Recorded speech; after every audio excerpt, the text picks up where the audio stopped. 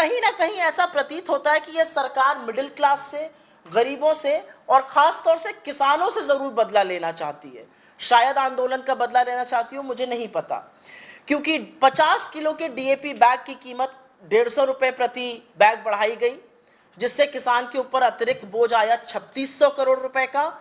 और एनपीकेएस जो potassium, nitrogen और फास्फोरस का दाम होता है, उसकी कीमत 110 रुपए प्रति बैग बढ़ाई गई, जिससे कि 1290 का बैग करीब 1400 का हो गया और इससे अतिरिक्त भार आया 3740 करोड़ का। तो किसान के ऊपर ही लगभग 7000 करोड़ से ऊपर का सिर्फ खाद पर आया। डीजल भी किसान के ऊपर भी आता है।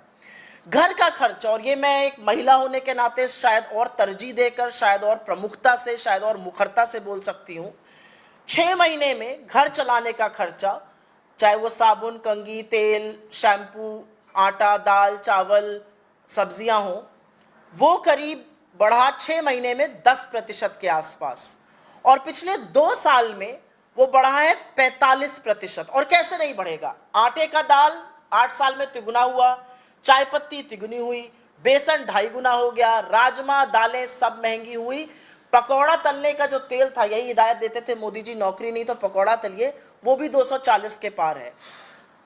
अनुमान ये है, और ये तमाम रिपोर्ट्स आई हैं, कि 22% अभी भी खाने के सामानों का दाम बढ़ेगा, और वो होता दिख रहा है।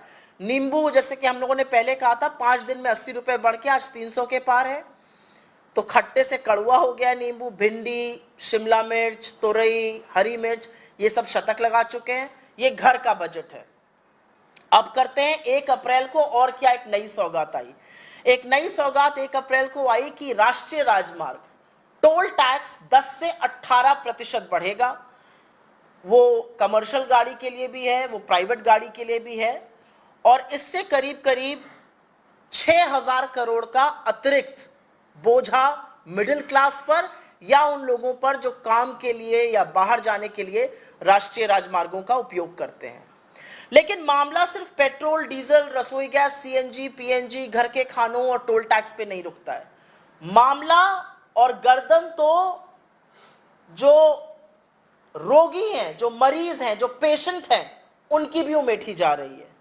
एनपीपीए ने 1 अप्रैल से 800 आवश्यक दवाएं, जिसमें से कि सिंपल दवाएं जैसे कि पैरासिटामोल हो गई, एजिथ्रोमाइसिन हो गई, मेट्रोनिजोल हो गई, कोरोना के प्रबंधन में जो बेसिक दवाइयां होती हैं, बुखार की, जुकाम की, खांसी की, वो हो गई, हृदय रोग की, बीपी की, स्किन की, जो बेसिक दवाइयां होती हैं, 800 दवाइयों का दाम बढ़ाया गया, और इससे करीब करीब बोझ जो है वो 10,000 करोड़ रुपए का आम आदमी पर पड़ेगा। तो रोगियों को और मरीजों को भी नहीं छोड़ा गया। बहुत बड़ी बड़ी बातें हुई थी कि घर बनाना होगा आसान, सबका घर का सपना होगा पूरा, लेकिन घर बनाने से मुश्किल काम मुझे ऐसा लगता है इस समय देश में दूसरा कोई नहीं है।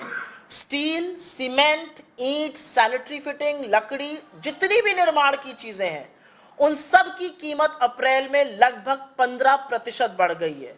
स्टील की कीमतें 35 रुपए पर केजी से बढ़ के 90 रुपए पर केजी हो गई है। सीमेंट लगभग 100 रुपए बढ़ गया है।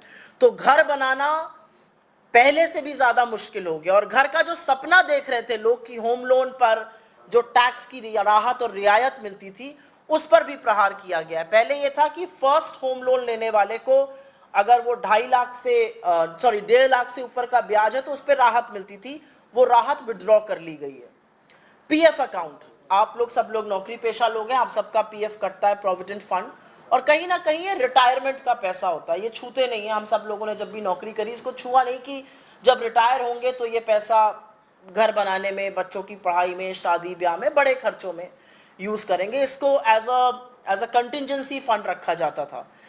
इस पीएफ अकाउंट से भी सरकार को बर्दाश्त नहीं, क्योंकि आपका रिटायरमेंट का पैसा अब सरकार की जेब में होगा। 1 अप्रैल 2022 से ईपीएफ खाते में अगर 2.5 लाख से ज्यादा का कंट्रीब्यूशन है तो ब्याज पर इंटरेस्ट लगाया जाएगा।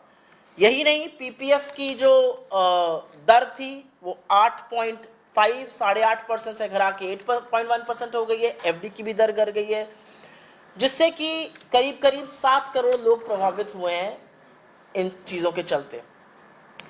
कार खरीदना महंगा, गर्मी है, दिक्कतें हैं, लोग सोचते हैं एक छोटी कार खरीद ली जाए। मारुति ने जनवरी में पहली बार कीमत बढ़ाई थी, अब फिर से कीमत बढ़ने वाली है। टाटा मोटर्स ने कीमत बढ़ाई है, टोयोटा ने बढ़ाई है, और उन सबका कहना है कि इनपुट कॉस्ट, एंड इनपुट में largely steel, aluminium, fuel cost ये बढ़ती जा रही है, इसलिए अब हम इसको कम नहीं कर सकते। तो गाड़ी का सपना भी अधूरा ही रहेगा लोगों का। 1 अप्रैल से मोदी सरकार ने एल्यूमिनियम ओर पर और कॉन्सेंट्रेट पर 30% टैक्स लगाने का फैसला किया है। इनका उपयोग टेलीविजन पर, एलईडी बनाने में, एसी बनाने में, रेफ्रिजरेटर के हार्डवेयर बनाने में किया जाता है। और इन सब के चलते AC, TV, fridge, LED bulb की कीमत 15% और मोबाइल की कीमतों में 20 से 30% की बढ़ोतरी होगी।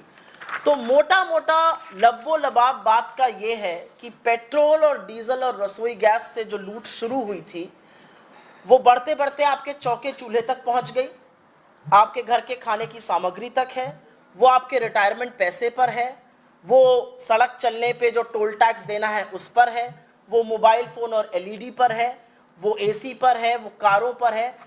हर चीज महंगी होती जा रही है और कहीं ना कहीं इसका प्रभाव हर व्यक्ति पर पड़ रहा है। और जब सरकार से इस पर सवाल पूछिए तो जवाब सिर्फ एक आता है, हमने चुनाव जीते, ये मुद्दा नहीं है। जी नहीं, ये मुद्दा है। और मुद्दा इसलिए है क्योंकि हमारे सिस्टम में ठीक है आपने चुनाव जीते हैं, लेकिन बहुत सारे लोगों ने आपके खिलाफ भी वोट दिया है।